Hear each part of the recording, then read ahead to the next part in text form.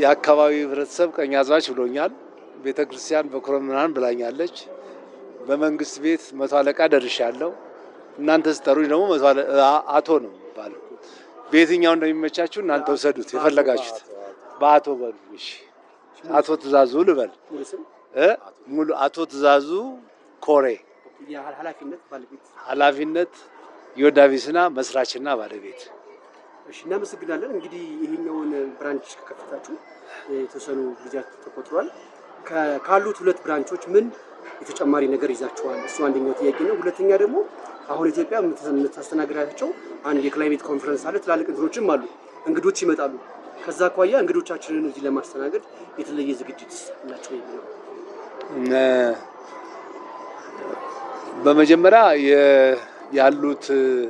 ካሉት ቅርንጫፎቻችን ትልቁና ከፍተኛው ብለን የምንጠራው ይሄ አሁን ያለንበት ነው። የአዲስ አበባ ከንቲባ ጽሕፈት ቤት ከሚያስገነባቸው ትላልቅ ፕሮጀክቶች ወይም የኮሪደር ልማቶች አንዱ የሆነውን ለዚህ ደግሞ ይመጥናሉ ብሎ ከመረጣቸው ዮዳ ቢሲኒያ አንዱ ሆኖ ስለተገኘ ይህን ስራ እንድንሰራበት ፈቅዶ እዚህ ቦታ ላይ እንድናቋቁም ስለፈቀደልን መጀመሪያ ለነሱ ምስጋና እናስቀድማለን። ከዛ በኋላ ይሄ ድርጅት አሁን እንድንሰራበት የተሰጠን ጊዜ እጅግ በጣም አጭር ነበር። ለዚህ አሁን ላሉት እንግዶች እንዲደርስ ነበር የታሰበው። በተባለው ጊዜ አድርሰናል። 33 ቀን ነው የፈጀብን ይሄን ቦታ ለመገንባት። ውሱን አይታችሁ ስታዩ እውነት ማሽን ነው የሰራው ወይ ሰው ነው የሚለውን ነገር እስከምትጠራጠሩ ትደርሳላችሁ ብዬ አስባለሁ። ግን እኛ ሰርተነዋል። የኛ ቲም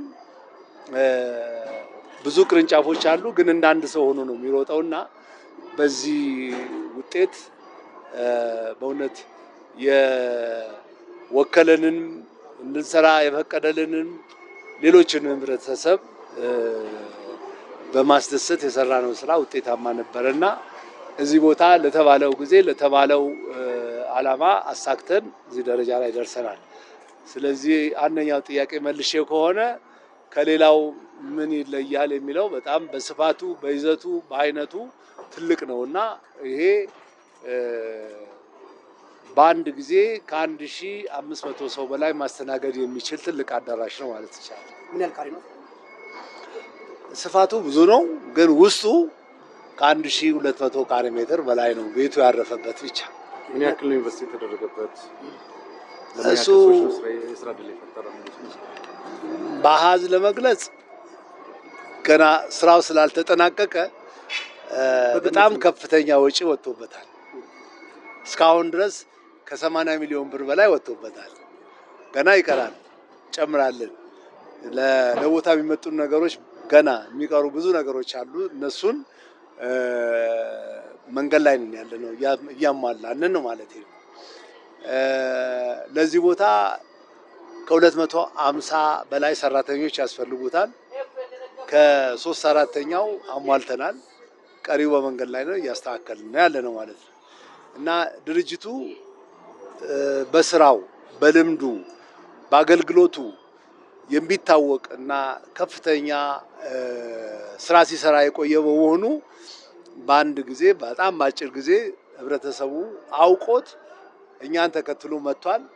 ይሄው ምስክር የምትሆኑት እናንተ ገብታችሁ ስታዩ ስታረጋግጡ ስለሆነ ገብታችሁ ይዩት። አዲስ ቤት ነው ወይስ አይደለም የሚለውን ነገር መልስ ይሰጣል። ምክንያቱም እንደነገርኳችሁ አገልግሎታችን የምንሰራው ስራ መስካሪው ህዝቡ ስለሆነ ይሄንኑ አገልግሎታችንን ተከትሎ የመጣ ህዝብ ነውና አሁን እየሰራን ያለውን ነገር ምስክር ይሰጣል። አቤት ፓርኪንግ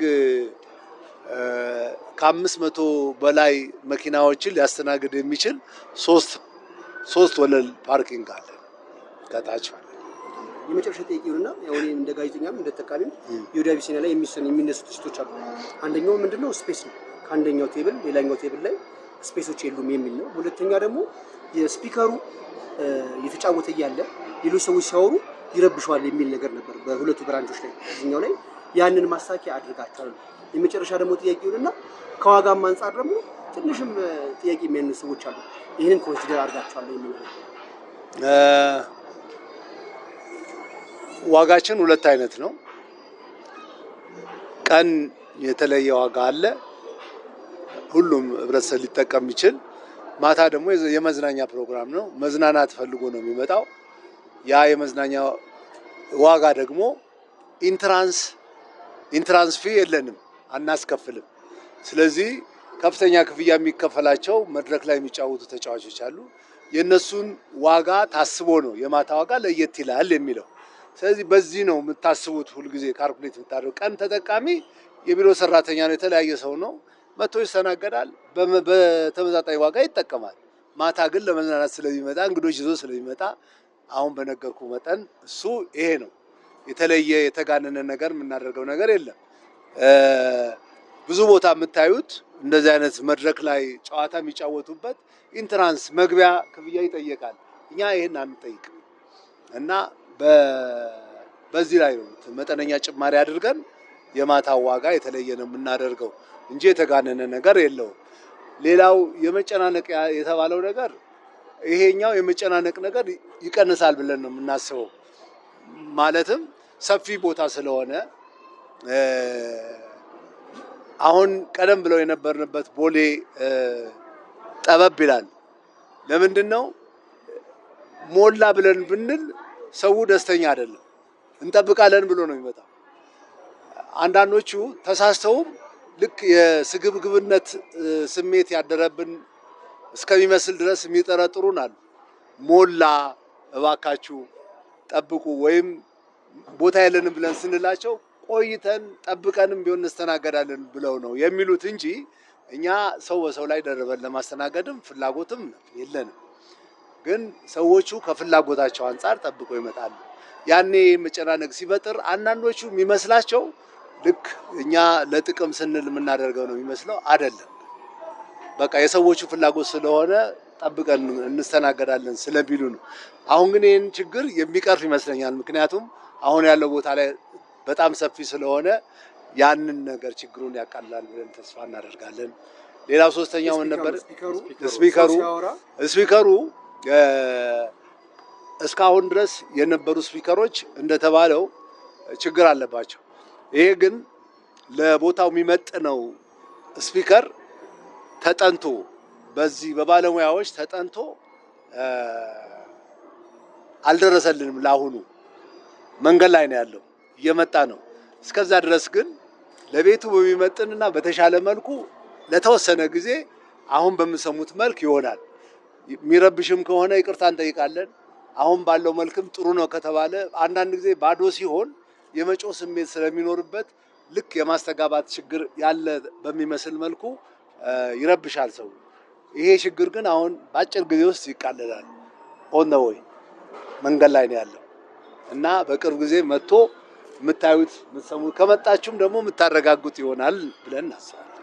አንተ ግን ጨምርሻለሁ። እሺ፣ ከባህል ውዝዋዜ ጋር በተገናኘ ትንሽ ናቹራል ሴንሱን አንዳንድ ያጣል። ለምሳሌ ጂንስ የለበሱ ሰዎችን የማስደነስ ነገር አለና ለምሳሌ ፈንዲቃ ካሳንቺስ ያለው ስንሄድ ጀስት ገጠር ያለውን ከለር ነው የምናየው።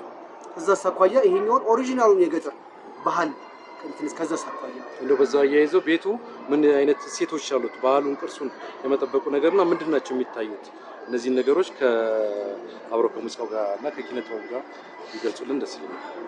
ይነስም ይብዛም እዚህ ቤት የምታዩት ነገር ኢትዮጵያዊነትን የሚገልጽ ነው። እዛ ጋር ብትሄዱ የኢትዮጵያን ታሪክ የማያውቅም እንዲያውቅ ያላወቀም እንዲያውቅ ለማድረግ በዓለም ደረጃ የታወቁ ቅርሶቻችንን እዛ ለኢትዮጵያንም ውጭ ለሚመጡ ሰዎችን ለማስተዋወቅ ጥረት አድርገናል።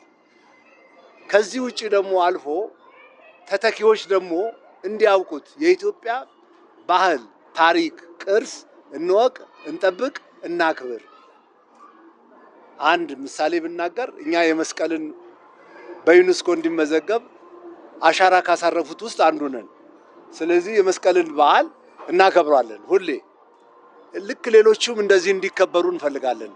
የኛ ማሳወቅና ማሳየት ነው። ከዛ ውጪ አቅም የለንም ለመሄድ። ነገር ግን የኢትዮጵያን ታሪክ፣ ባህል፣ ቅርስ እንወቅ፣ እንጠብቅ፣ እናክብር። ሶልጋን እዚህ ጋር እዩት መፈክራችን። በተሻለ መጠን ደግሞ ብርቅዬ አዋፋትና እንስሳትን በኢትዮጵያ ብቻ የሚታወቁት እነሱን ለማስተዋወቅ ጥረት እናደርጋለን፣ እናስተዋውቃለን። በየቦታው ይዩት ከመድረክ ጀምሮ የኛ አሁን ይሄ ማን ነበረ መስራት የነበረበት? ቱሪዝም ነው፣ የባህልና ቱሪዝም ወይም የሚመለከታቸው ይህን ድርጅት ነው። እኛ ግን ከዛም ባሻገር አልፈን ከንግዱም ውስጥ ወጣ ብለን አገራችን፣ ባህላችን፣ ታሪካችን፣ ቅርሳችን፣ ቋንቋችንን፣ ምግባችንን፣ ጭፈራችንን እያስተዋወቅን ነው። ልብስ ለተባለው ደግሞ ልብስ የኛ አይታችሁ እንደሆነ በተቻለ መጠን ብሔሮችን የሚወክል ልብስ አለባበስ እንሞክራለን እዚህ ጋር ለማሳየት። በጂንስ ወጥቶ የሚዘፍን ሰው ግን ጂንስ ስለለበስ አትዘፍንም ብለን ጎትተን አናወርደውም። ከዛ ላይ ወጥቶ ይጫወታል፣ ያደርጋል። የኛ ተወዛዋዦች ግን ባህሉን ጠብቀው ነው። የውራጌኛ ቢሆን ውራጌ ነው፣ የኦሮምኛ ቢሆን የኦሮምኛ ልብስ ነው፣ የአማርኛ ቢሆን የአማርኛ ነው። ሌሎችም ልክ እንደ ባህላቸው አለባበስ ያንን ነገር ነው መድረክ ላይ ለመግለጽ እየሞከርን ያለ ነው። ከዚህ የሚጎለው ነገር ካለ ማስተካከያ እንቀበላለን፣ እናርማለን። የምትሰጡትን አስተያየት ለኛ ግባት ነው፣ አንፈራም። እንደዚህ ነው ብላችሁ ብትነግሩን እናስተካከል፣ እናርማለን ማለት ነው።